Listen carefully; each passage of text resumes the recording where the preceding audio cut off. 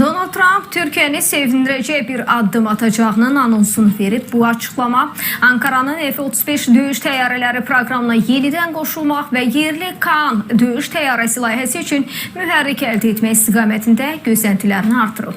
Vaşinqtondan gələn son siqnallar iki NATO müttəfiqi arasında müdafiə əməkdaşlığında yeni mərhələnin başlaya biləcəyi ehtimalını yenidən gündəmə gətirir. Trump çərşənbə günü Ağ Evdə NATO'nun baş katibi Mark Rutte ilə görüşdən sonra keçirilən mətbuat konfransında Türkiyənin F-35 tələbinə müsbət yanaşa biləcəyini işarə edib. Birləşmiş Ştatlar prezidenti Türkiyənin NATO daxilindəki rolunu və hərbi potensialını yüksək qiymətləndirərək Ankara ilə müdafiə sahəsində əməkdaşlığın əhəmiyyətinə diqqət çəkib. Türkiye NATO üzvüdür. Yəqin ki, Türkiyəni çox xoşbəxt edəcək bir şey edəcəm. Əgər NATO zirvəsi Türkiyədə keçirilməsəydi və Erdoğan tərəfindən ev sahibliyi edilməsəydi, düşünmürəm ki, ora gedərdim. Mən bunu Prezident Erdoğana hörmət əlaməti olaraq edirəm. İnsanlar Türkiyənin ordu baxımından nə qədər böyük olduğunu bilmirlər. O çox güclüdür. Onun sayəsində bizim çoxlu avadanlığımız, çox güclü bir ordumuz var. Trump'ın bu müsbət mesajları ilə yanaşı Birləşmiş Ştatların daxili qanunvericilik kilidi də masadadır. J.D. Vance isə jurnalistlərin F-35 layihəsinin tamamlanması üçün hansı şərtlərin lazım olduğu barədə sualına cavabında Türkiyənin Rusiya istehsalı olan S-400 sistemlərinin alınması ilə bağlı tətbiq olunan sanksiyanı xatırladı.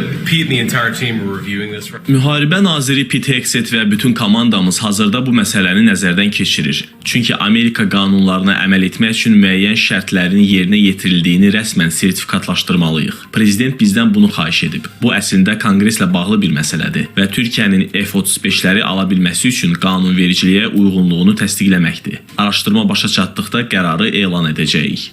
Reuters agentliyinin məlumatına görə Trump administrasiyası Türkiyənin milli döyüş təyyarəsi layihəsi olan Kaan üçün mühərrik satışına da yaşıl işıq yandırmağa hazırlaşır. Belə ki, Birləşmiş Ştatlar hökuməti Kaan döyüş təyyarələri üçün 750 milyon dollar dəyərində 80 ədəd F-110 reaktiv mühərrikinin satışına icazə verməyi düşünür. Qərarın NATO samitindən əvvəl verilməsi planlaşdırılır.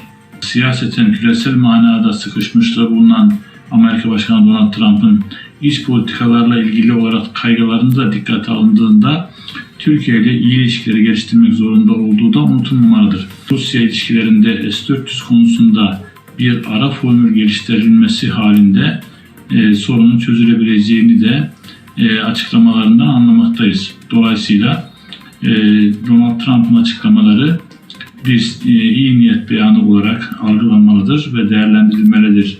Qeyd eləyək ki, 2019-cu ildə Trump'ın ilk prezidentlik dövründə Birləşmiş Ştatlar Türkiyəni F-35 Lightning proqramından çıxarıb. Vaşinqton həmin vaxt Rusiyadan alınan S-400 sistemlərinin F-35 qırıcılarının texnologiyaları barədə həssas məlumatların toplanmasına və həmin informasiyanın Moskvanın əlinə keçməsinə şərait yarada biləcəyini əsas gətirib. Qərardan sonra Ankara F-35 proqramına təxminən 1,4 milyard dollar həcmində maliyyə töhfəsi verdiyini və proqramdan kənarlaşdırılmasını ədalətsiz addım kimi qiymətləndirib. Erdoğan isə dəfələrlə Türkiyənin F-35 proqramına qayıtmasının həm ölkənin müdafiə qabiliyyəti, həm də NATO'nun təhlükəsizliyi baxımından vacib olduğunu bildirib. Hazırda Türkiyə pilotsuz uçuş aparatları, raket sistemləri, zirehli texnika və hərbi gəmilər də daxil olmaqla geniş çeşiddə müdafiə məhsulları istehsal edir. Ankara eyni zamanda Kaan layihəsi vasitəsilə özünün ilk yerli 5-ci nəsil döyüş təyyarəsini hazırlayır. Bu təyyarənin gələcəkdə Türkiyə Hərbi Hava Qüvvələrinin köhnələn F-16 parkını mərhələli əvəz etməsi nəzərdə tutulur.